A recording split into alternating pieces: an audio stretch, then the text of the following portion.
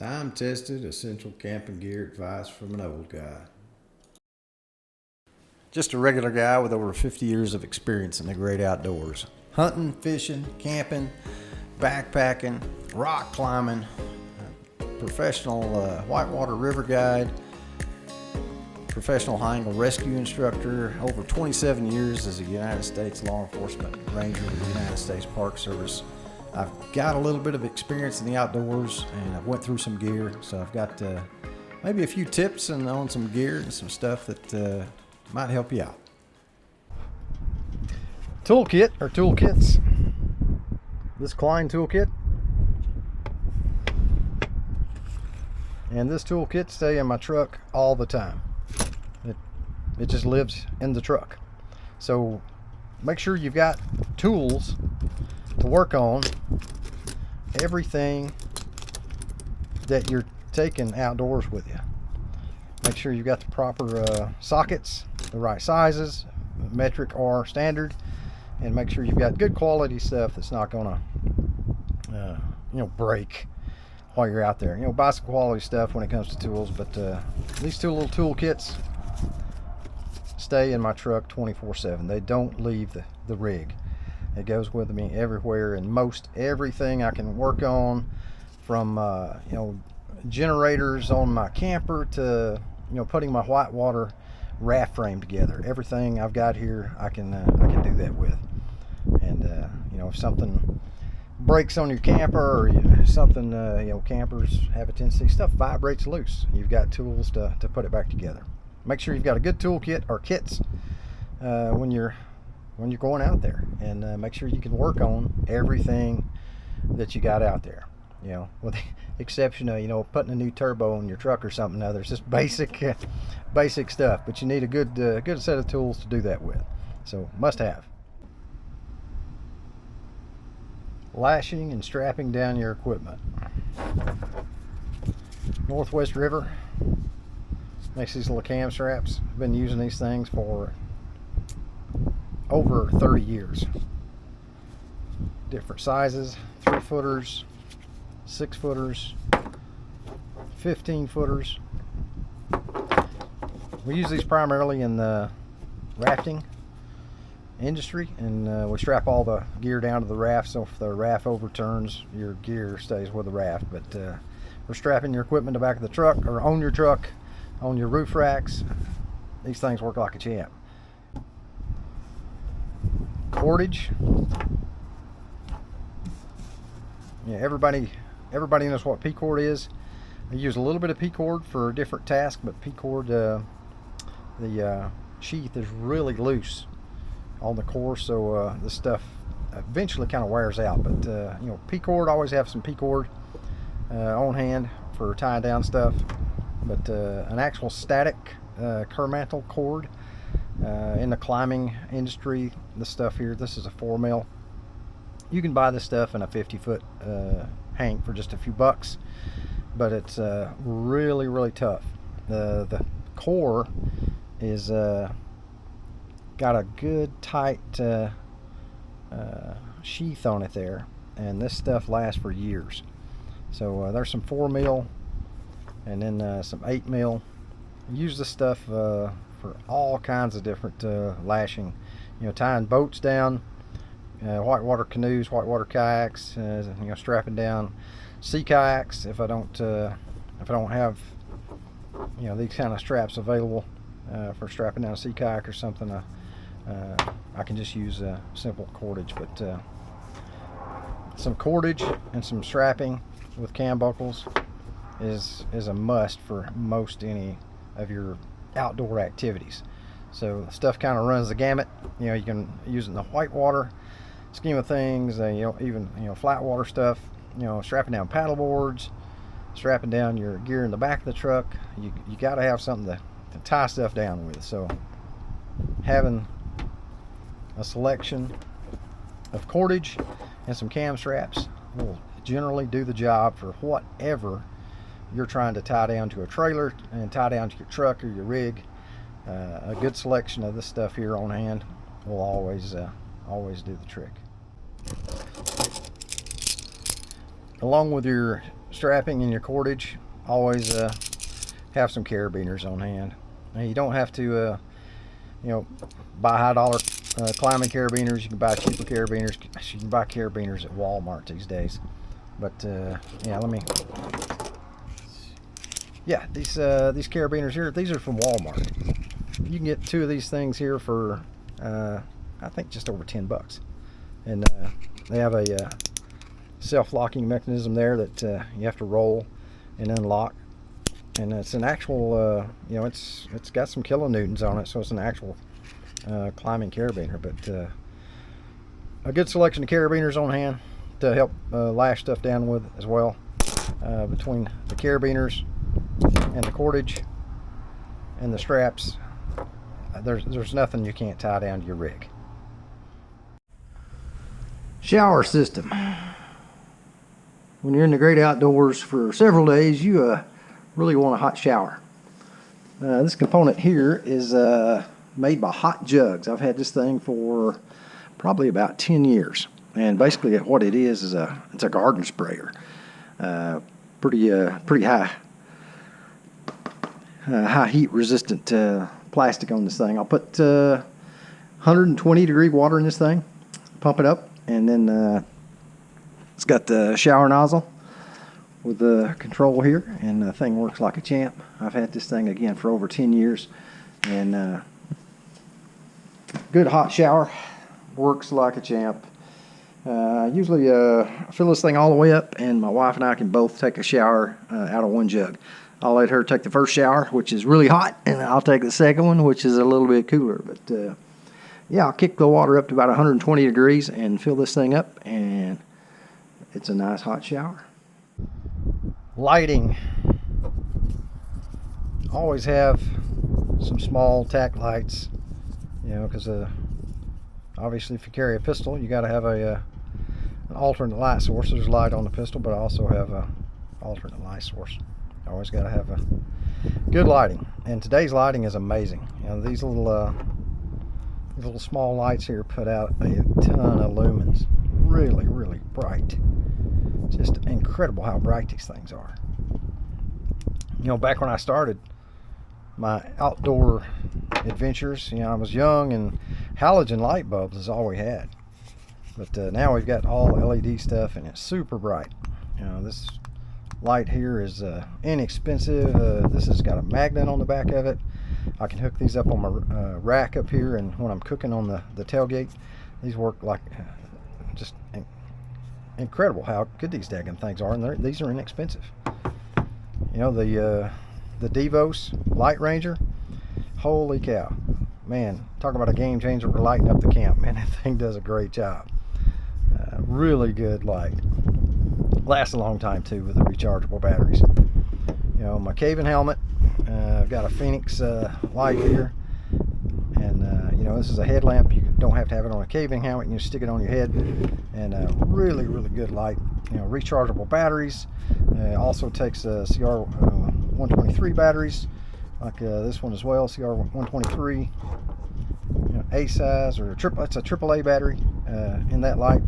So great lighting options for any kind of outdoor activity you're doing. But make sure you get some good lights, and it doesn't cost a ton of money to get some real good quality lights these days. Everything is the technology just keeps advancing, and these are good quality lights. These lights I got from I think Home Depot. I keep these in my truck all the time. They just stick up to the roof rack there, and it lights up my whole cooking surface here. The Devos Light Ranger, good night. Lights up the whole stinking camp. If you got a camp with 4 or 5 trucks around, you've got one of these up on the pole, 8 feet in the air. It lights up the whole place. It's great. Knives. This is a little Victorinox. It's a paring knife. This is a knife that I've carried in my backpacking kitchen kit for, gosh, over 15 years, maybe 20 years.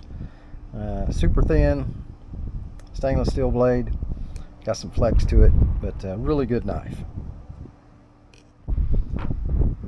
My current camp kitchen for vehicle camping, I've got 2 of these OKC knives.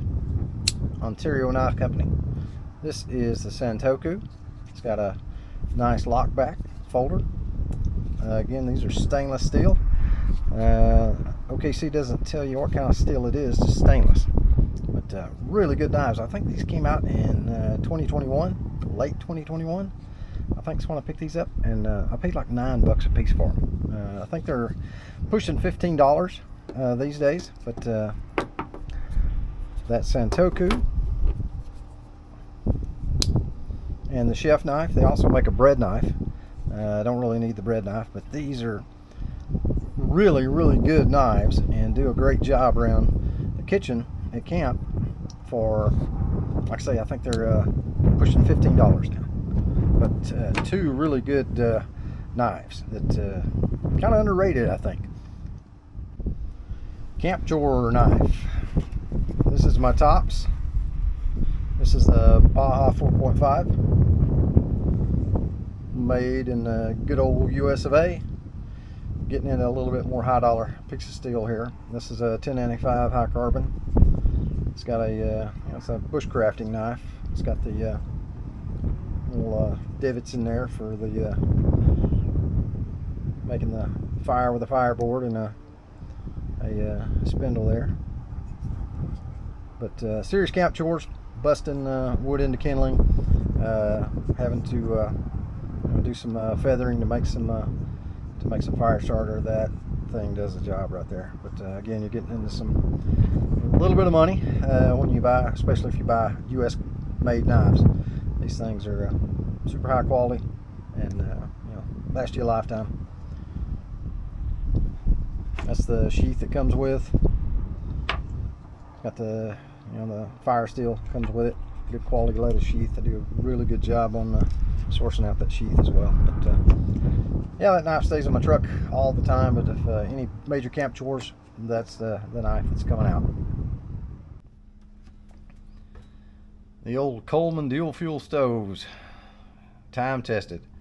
I grew up with a Coleman 508, and this is the newer version. This is a Coleman 533 dual fuel stove.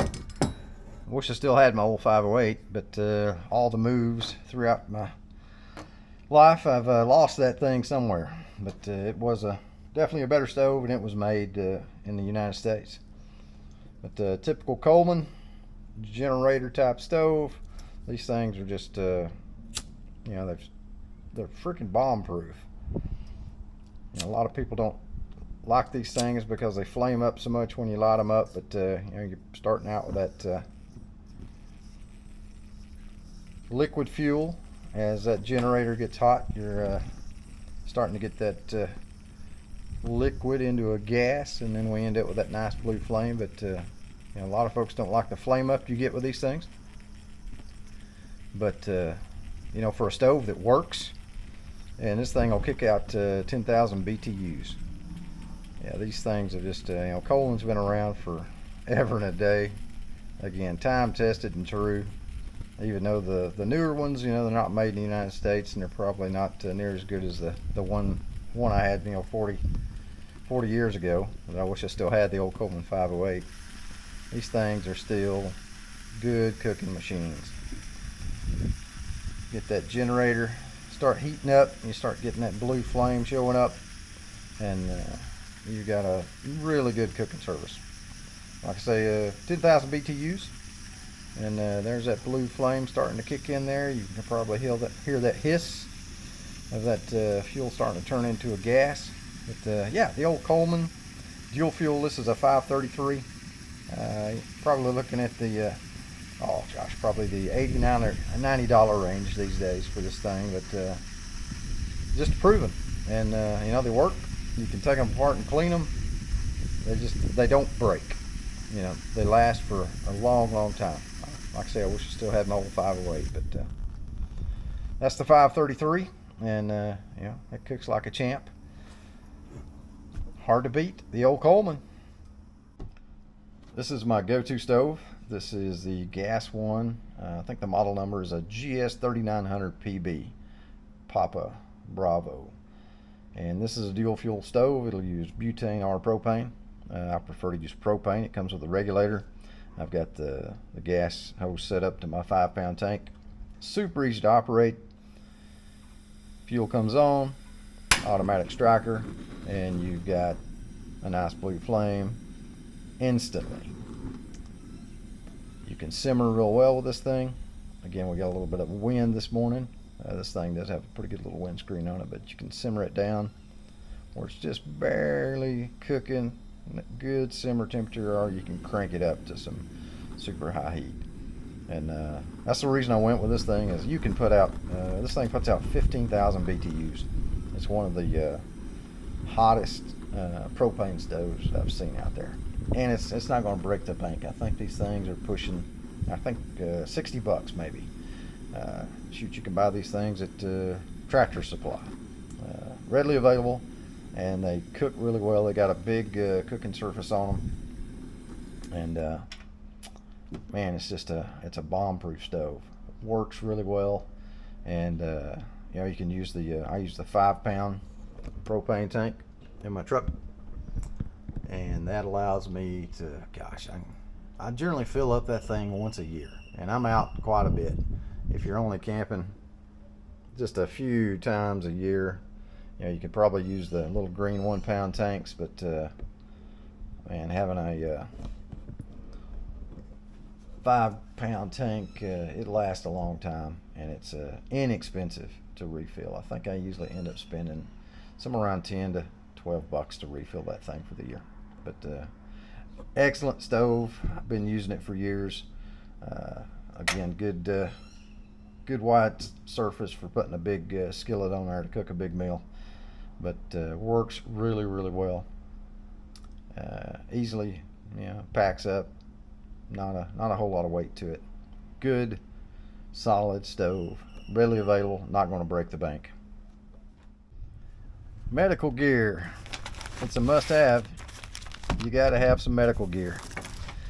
I carry a ton of medical gear because I've been a EMT basic for over 36 years, and I've used my medical gear hundreds of times on people, and I've never used my weapon at all on people. So in 27 years of law enforcement, all kinds of med kits. I carry a ton of gear because I use it a lot. You know, just driving down the road, bad stuff happens on the highway, and I've used my medical gear a lot on crashes on the highway. But medical gear, but training. Make sure you get some training. If you're going to carry some advanced stuff, if you're going to carry gunshot kits and you got cats, learn how to use a cat. Learn how to actually package a cat properly so you can get it out easily and use it. You know, we carried tourniquets on our person every day. You know, if you've got a gun on, you got a tourniquet on.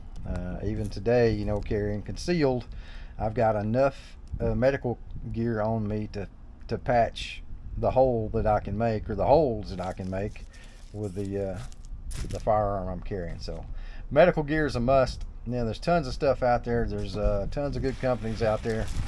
You know, Chinook stuff here. That's a little on the high end, but I mean, you can get some cheaper packs, and you can build your own pack.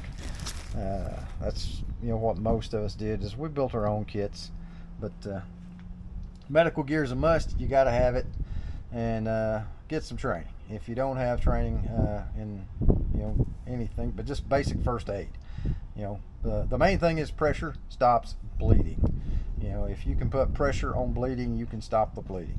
You know, the tourniquets are for you know, major bleeds where you've got you know, really bad injuries to extremities. But you know, 4x4s and gauze and hemostatic gauze, this stuff works.